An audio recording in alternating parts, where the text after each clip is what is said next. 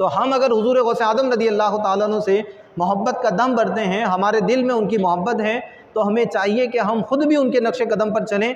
और जब हमारे बच्चे हों या हमारे बच्चे हैं तो हमें भी हुजूर गौसे आदम रज़ी अल्लाह ताला अन्हु के वालिदैन के नक्शे कदम पर चलते हुए जिस तरह उनके वालिदैन ने हुजूर गौसे आदम रज़ी अल्लाह ताला अन्हु की तरबियत की, हमें भी अपने बच्चों की ऐसी तरबियत करनी चाहिए और अपने बच्चों को दीन की जानिब माइल करना चाहिए, दीन की तालीम उनको दिलानी चाहिए। हम कुरान को सिर्फ़ नाज़रा पढ़ने पर इक्तिफ़ा करते हैं। अगर हमारा बच्चा मदरसे में जाता है तो वो फ़कत कुरान को नाज़रा पढ़ने के लिए जाता है कि जी कुरान को नाज़रा पढ़ लिया। जब वो कुरान नाज़रा ख़त्म कर लेता है सब बड़े खुश होते हैं, गले में हार भी पहना देते हैं, मिठाइयाँ तकसीम होती हैं, जी हमारे बच्चे ने कुरान ख़त्म कर लिया, या फिर कुरान को हिफ्ज़ कर लिया जाता है। तो कुरान को नाज़रा पढ़ना ये भी हमारी ज़िम्मेदारी है।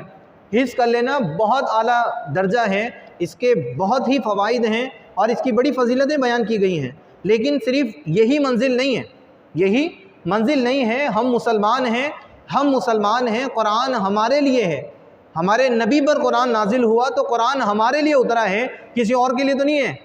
तो कुरान हमारे पास आया है, हमारे नबी ने हमें कुरान दिया है और हम सिर्फ़ कुरान को अगर नाज़रा पढ़ते रहें तो कुरान को नाज़रा पढ़ना और इसी को पढ़कर हम समझें कि जी हमने अपनी ज़िम्मेदारी पूरी कर ली, हमने अपने बच्चों को कुरान पढ़ा दिया और हम अपनी ज़िम्मेदारी से निकल गए, ये ज़िम्मेदारी नहीं है। हमारे पास कुरान आया है तो ये हमारी ज़िम्मेदारी है कि हम कुरान को अच्छे अंदाज में पढ़ें।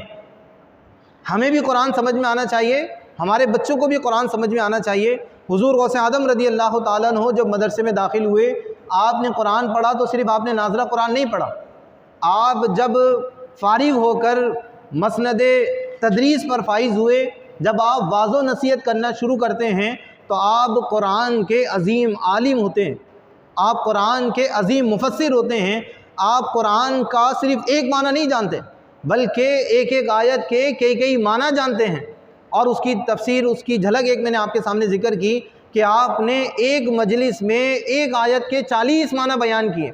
और उलमा ने फरमाया कि यहाँ पर जो 40 माना बयान किए, इससे ये ना समझा जाए कि हुजूर गौसे आदम रज़ी अल्लाह ताला अन्हु को उस आयत के सिर्फ़ 40 माना आते होंगे, बल्कि बहुत मरतबा ऐसा होता है कि कोई मुदर्रिस जब बयान करता है, जब कोई दर्स कुरान देने वाला दर्स कुरान देता है, तो जब वो बातें बयान करता है तो ऐसा नहीं होता कि एक मजलिस में वो सारी तफसील ज़िक्र कर दे, बल्कि वक्त की नज़ाकत को देखा जाता है। बहुत सारी चीज़ें पेश नज़र होती हैं, उसके पेश नज़र फिर कुछ बातें बयान की जाती हैं।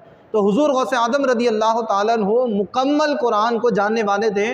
उन्होंने नाज़रा कुरान सिर्फ़ नहीं पढ़ा बल्कि कुरान को पढ़ा, कुरान को समझा और उसके मुताबिक अमल किया और सारी ज़िंदगी उसी के मुताबिक अमल करते रहे और फिर उसी को दर्स देते रहे, उसी को बयान करते रहे।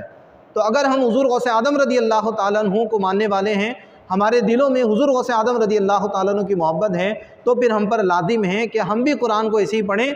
हम पर लाजिम है कि हम सिर्फ़ अपने बच्चों को नाज़रा कुरान पर इक्तिफ़ा ना करवाएं, बल्कि हम कुरान को समझाने के सिलसिले में कोशिश करें।